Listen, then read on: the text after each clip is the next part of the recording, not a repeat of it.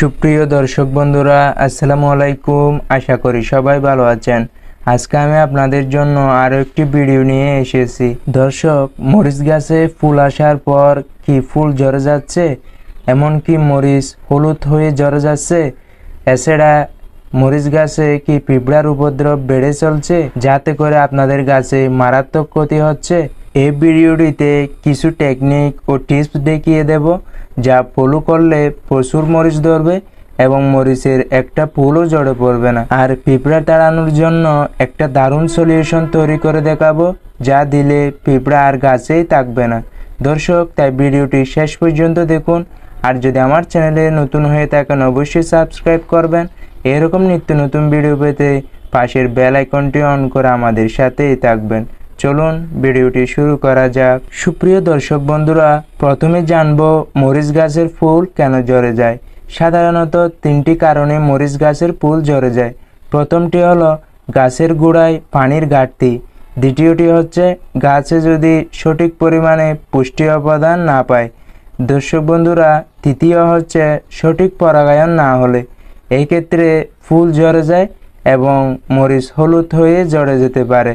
সুপ্রিয় দর্শক বন্ধুরা, প্রথমে যে পরিচর্যাটি করতে হবে সেটি হলো, যখন গাছে ফুল আসা শুরু করবে তখন গাছের গোড়ার মাটি আলগা করে গোবর সার যতটুকু পারেন দিয়ে দিবেন।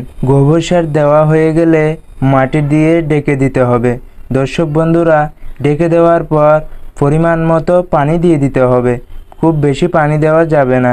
আরও একটি টেকনিক হলো, যখন সকালে ফুল ফুটে তখন এইভাবে আঙ্গুল দিয়ে গর্ভমুণ্ড এবং পরাগদানির সাথে আলতোভাবে লাগিয়ে দেবেন।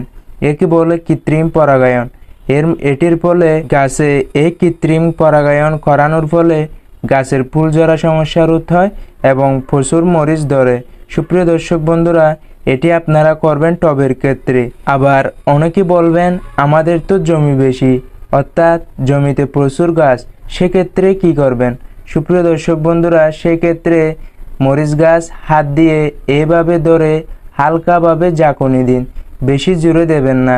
আবার বেশি জোরে দিলে মরিচ ঝরে যেতে পারে। এতে করে গাছের পরাগায়ন খুব ভালো হবে।